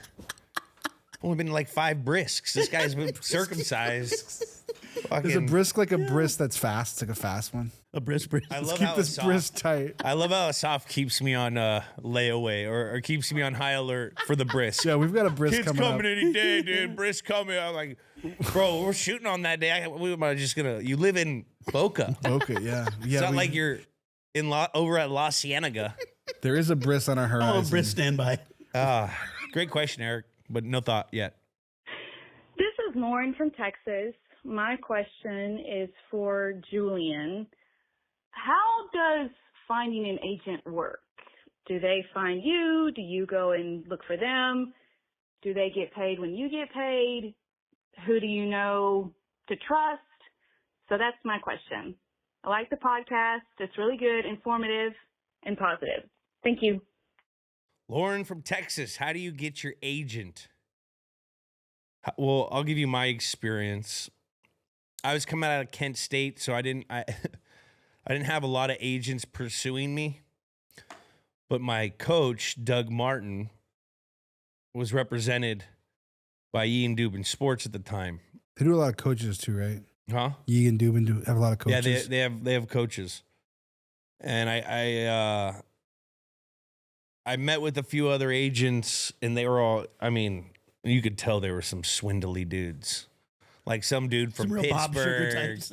I'm talking East-West swindly. Oh, so boy. a little different, you know, like some Uncle Buck vibes. Wait, what's East-West swindly? Midwest. Midwest. Did I say East-West? Yeah. Gotcha. I was I thought you were thinking, talking about the Shrine Bowl or something. I was thinking about the Shrine, damn.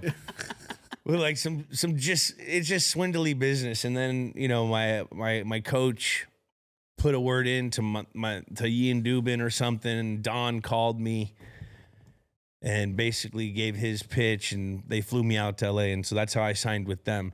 So if you're a high talented guy out of college, there's guys coming at you all day.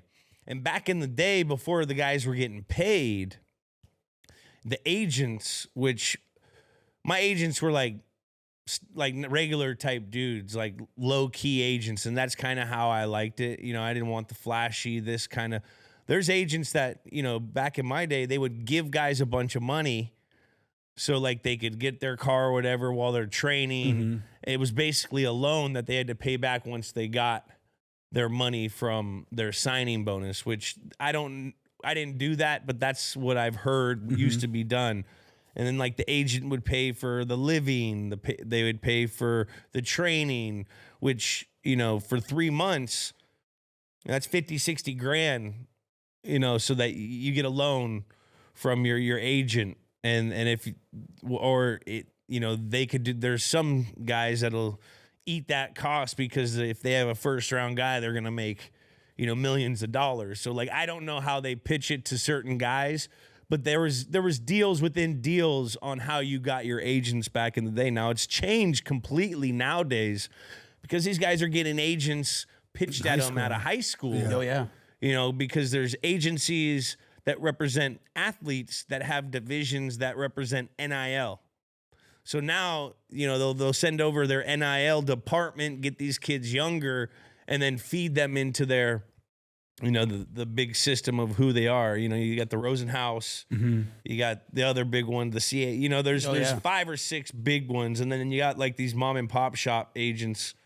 You know, and I wouldn't put my agency in that because they got some big, I mean, my like agents, boutique, but they've got, yes. They didn't have a boatload of guys, and they had a certain amount of different types of guys, you know, so that's how you get agents, I guess, when you're a pro. Get connected. You know, they start coming to practices. Now, what else is an agent providing for you besides just like the standard contract negotiations? So on field, they're doing all the negotiation talks between the club and you. Okay. So the GM or whoever handles the personnel on the team, they'll call your agent anytime, or if you want to have something said, you could have your agent call and do that. So there's a good buffer system. Okay. For business. Mostly business, nothing on the field, none of that kind of stuff. It's mostly Nothing just on, like now off the field, your agent also can get you like in commercials. They can get marketing stuff, shoe deals, but also, you know, there's different agencies for different type things. So like when I was playing, I had my football agent with Josie and Dubin. They handled everything on the field, and they would get me stuff off the field, but I had multiple people getting me stuff off the field at that time. I had like a fashion agent person that was like, when I was doing stuff with Joe's Jeans and Macaj and, you know, doing all this, you know, fashion-y type stuff or appearance type fee or designing something. Like I had an agent for that. So then they would get a cut of whatever they brought me from there. And then I had, you know, a TV agent, which was a different agent than my Ian Dubin agent, which was a different agent than the fashion agent. You know, so there's multiple different agents, which I like to do it like that. You know, they are hungry. Yeah. There are house, like you can go to companies that have one that does it all. Soup to nuts, yeah, the big boys. Yeah. Did like Ian Dubin put you in touch with the fashion and the entertainment people, or did you kind of do that on your own? Little bit of both. Okay. You know, they would look for my interests and they would put me like I think they got me into a fashion week or something. You know what I mean? That Then makes sense, made friends there, and you know it's just a lot of networking. And then so multiple different agents for these athletes, and especially now you have social media managers. Yeah. Like I had a whole different department that was, doing that. Digital deals, and there was multiple different kind of so-called agents. It's not just one guy.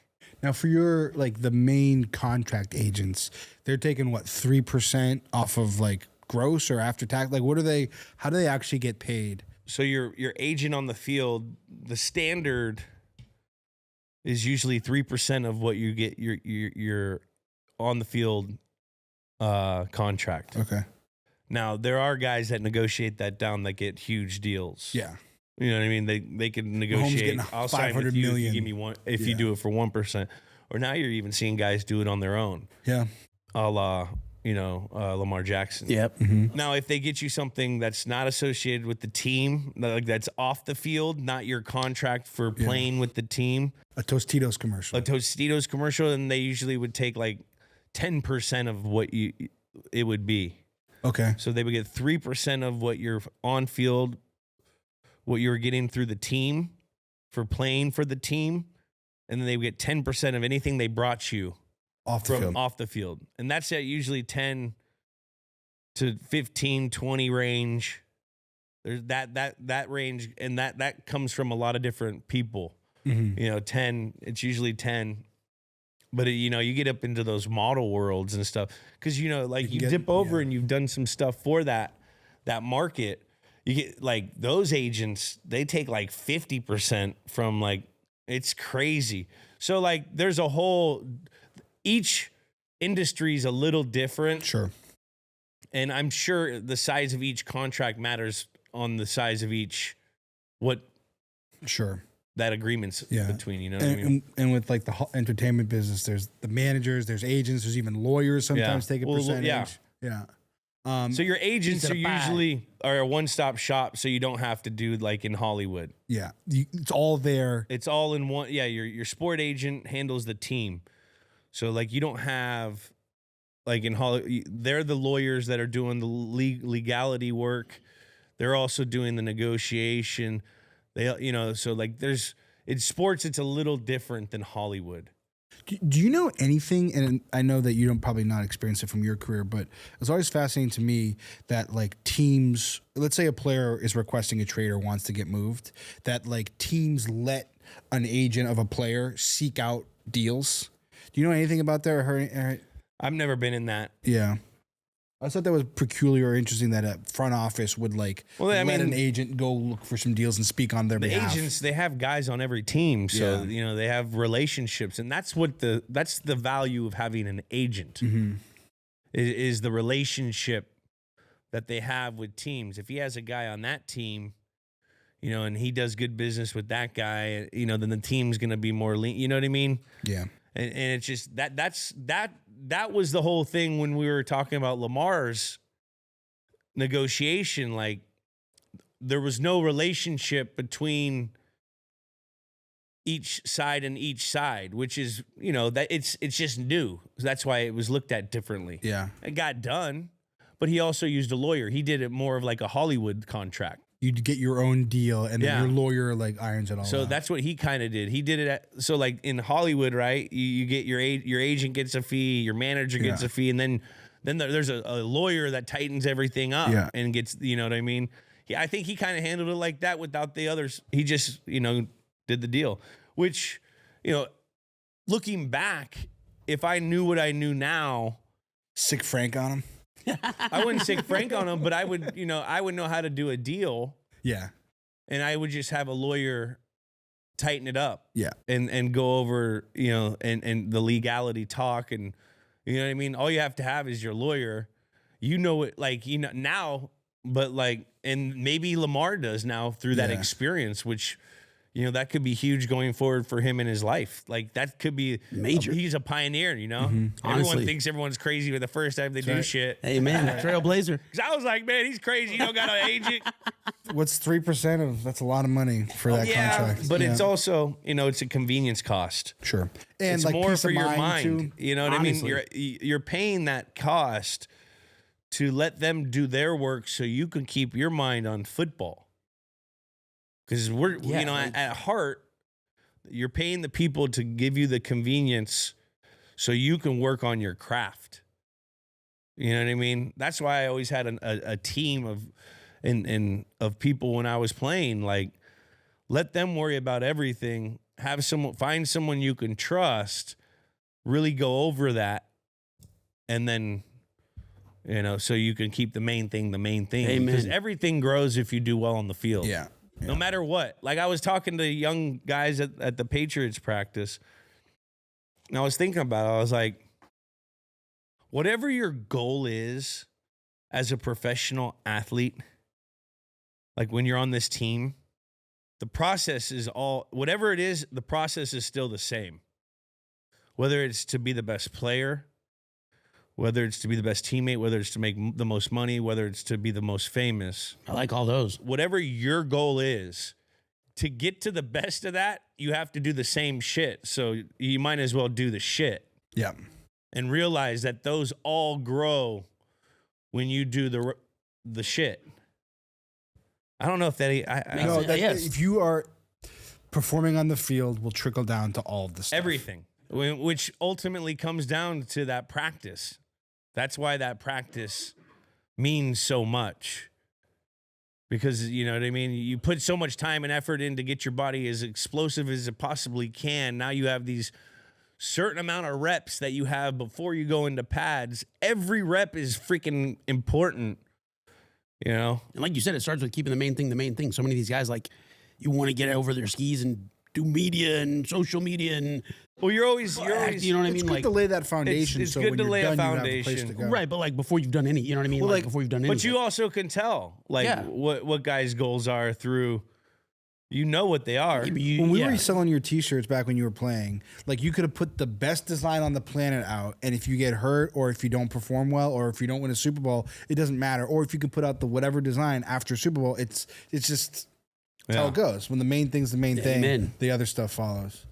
And then you just gotta worry about the head coach of New England coming up to you in the lunchroom and cornering you, trying to negotiate deals right then and there. 1,000%. You call like Dubin right after that. Hell yeah, I ratted his ass out. He said, hey, you know, we don't need to have the agents involved here, you know. And he didn't even use the scooper for the trail this. mix. He goes like this. Bill goes like this. He goes, look, like you say something to your agent. I say something to Casario. They say something. Like there's so many fucking people. Like why, we could just do this ourselves. Like he literally, you say something to your agent. He says something to Casario. Casario says something to. He's like that's what he's laid out. I'm like, Yeah, nice try, buddy. I was like, Coach, I just let my agent do this. I'm a dumb football player. I play stupid with him. Well, he knows. Hey, He playing knows dumb, me to a baby. T. Playing He dumb. knows everything about me. That old New England football coach. Fucking guy. Yeah, we don't talk about him. We'll bleep that name. Bleep that name. Until he comes in this motherfucker. Until he's right here on this goddamn couch, we're bleeping his name. Facts. Yeah. That's a pact. He's like Voldemort. We shook on it. Yeah, Jules, I just listened to the last voicemail episode of Games with Names. This has been a fear of mine growing up, and I'm all the way across the country. You guys living on the San Andreas fault line, that doesn't scare you at all? That's just the question. It scares me, so I don't know. Good episode. Peace. Are we about to become a geology podcast? You know, living on the San Andreas fault lines has its scares, but it also has its pluses. The scares are, at any moment, the cement from right under you could just crack into half. Any moment. But because of that, when I'm driving down the 280, I see beautiful mountains. I see beautiful elevation. I see topography that these eyeballs can't freaking see anywhere other than here. It's nuts. I drive this state a lot because I go up to the Bay Area. I go up to Yosemite area. I go to the lakes. I drive to freaking Tahoe. I'll drive to freaking Mammoth. I'll drive to Palm Springs. We're a fucking family trip kind of guy. Yeah, baby. I put at least 6 to 8 5-hour plus driving sessions in a year. Right up that fault line. So we hit that fault line a lot. It's scary, but like anything, like when you live in Florida, everyone's terrified. You know how to prepare for a hurricane, even though you can't. But like when we were kids, we had the earthquake drills and shit. You get under the table, you find a door frame. You bring your little. We all had to bring our little packs where you got your blanket and shit. Like I remember we used to have to pack those like week 1. And they're all like the canned stuff, like canned peaches and shit. and like The non-perishables, puddings and stuff, and like all that, and Snack beef pack. jerky. And like on the last day of school, you got to take it home and you just go and eat it all. Eating your earthquake pack meal. But yeah, It's cool at the San Andreas Fault. I was just in Joshua Tree, and on one of the lookout Keys Point in Joshua Tree, you can see the big valley, like the Coachella Valley. And you can just see the San Andreas Fault just splits the whole thing. It's so cool. like the 280 in Northern California, you could like watch right down in it. Like Crystal Springs Reservoir is like Was that on the way to Half Moon Bay? yeah. Yeah, that was beautiful. Yeah, it's just because of that fault line, you get this crazy beauty, Yeah. And if it ever really goes, then we just live on an island. There it is. Is there water under us? I don't know. Remember the Dwayne Johnson film from 2015? San Andreas? Yeah. Another good one. $110 million budget, made 474. Pretty Well, good. that's not bad. It made 470. Yeah. Man, That's in 2015 dollars. that's when movies were making money. All That's right. Shout out Dwayne. We'll save him for next That's time. a good one. More geology questions. That's fun. We are a geology podcast now. Jeez. I remember taking an earth dynamics class at Kent State and just learning about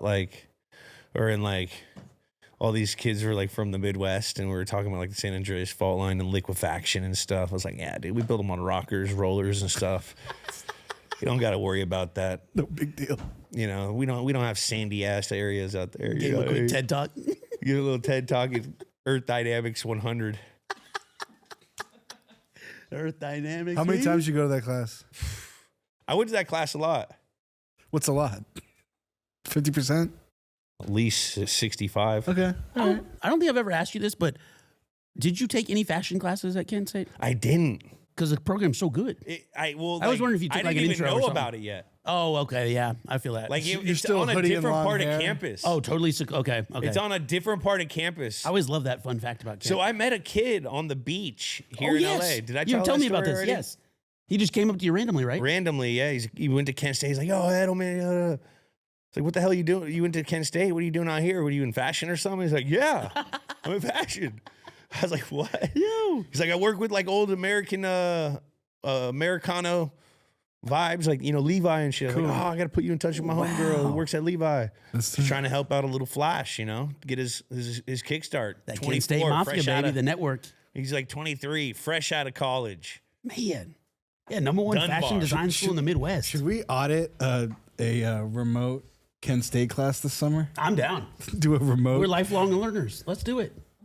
Jack, let's take a look at what the I remember online I had a Kent State business situation class. is. One of my business class, we had like a really cool business teacher at Kent, Business 100. And one of the professors was a guy who was clearly a venture capitalist that went to Kent State that made a boatload of money that was like coming back just for Yeah. help out my university. Yeah. And I remember him talking in 2006 about streaming. Wow. He's like, yeah, pretty soon, this is when DVDs were just getting hot. You know what I mean? Yeah, and he was We already just like got way to ahead of that. DVDs and Blu-ray and stuff. And he goes, 10 years, you're not even going to need anything. You're just going to order everything right from your TV. I'm like, no fucking way, dude. And that man's name was Ted Sarandos. Jeez. I'm like, who's this guy? That's crazy. Who's this guy? Talk about being ahead of your time. Prescient, man. What was that, 2005, 6? When did we start doing that? That's wild. I mean, 5 years later? streaming. There's a geographic information science graduate program online for Kent State. Let me see. I don't have anything fashion-wise. Well, let's take a fashion one. I don't know if there's an online fashion course. Yeah, Netflix officially launched streaming in January of 2007. We should take a fashion. Way we earlier should than I take a thought. fashion class at Kent State, I'm so down. like an Americano, old school cowboy fucking. If anyone's still listening to this, thank you. Hey, Kent State, hit us up. Hit us up. Johnson and Wales hit us up. They wanted us Yeah, to we do want to take a cooking fashion class. We're going to audit it online all Yeah. summer. Lifelong learners. And then we can, whoever has the best grade wins something. My president Yeah. left. My lady. Oh, dang. I got you. Michael Her Schwartz. name Beverly is Warren. Beverly Beverly. J. Warren. Shout out, Bev. She left 2019. Yeah, Bev. Did she hand you your degree or She diploma? handed me. Oh, Bev. Bev worked with me to get me my degree. I love that. What do you mean, Sam?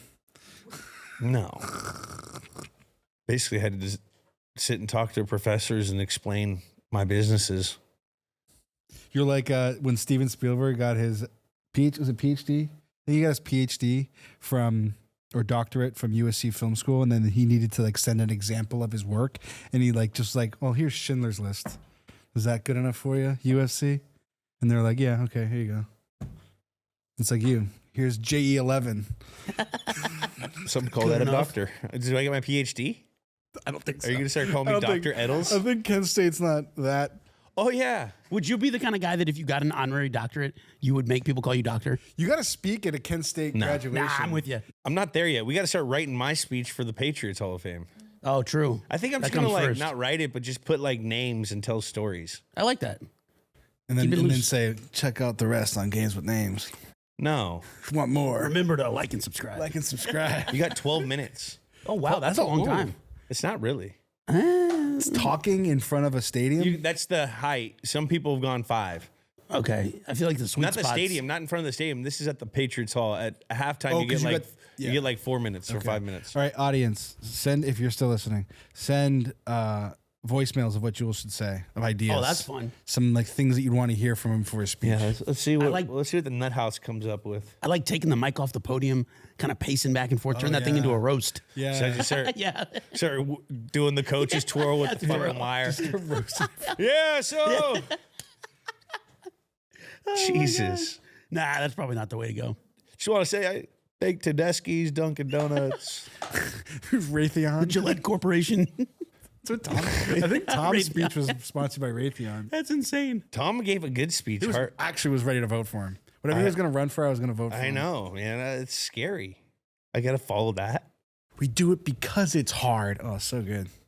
Anyway, let's go. That's crazy. Y'all remember? I didn't. Let's remember go that. I was home. there. Man, well, just got to chill from that. And that's the Chill Zone. Thanks to our favorite beer, Coors Light. Get Coors Light delivered straight to your door. Visit CoorsLight.com/GWN and celebrate responsibly. And that's been another episode of Games with Names. Thanks again to Charlotte Flair. What an amazing guest. Unbelievable. Love doing the wrestlers. Keep them coming. Let's do more. Need more. Need more. Everyone go out and subscribe on Apple Podcasts, Spotify, or wherever you listen to podcasts. Comment a game you want us to do. And remember, Rate and review. leave us a 5-star review on Spotify while you're there. Remember to follow Games with Names on YouTube, Instagram, X, TikTok, and Snapchat. Leave a comment on the YouTube full episodes. We'll read the best ones in our future episodes. And leave a message on the hotline. That number is 424-291-2290. See you guys next week. Later. Games with Names, a production of iHeartRadio. For more podcasts from iHeartRadio, visit the iHeartRadio app, Apple Podcasts, or wherever you get your podcasts.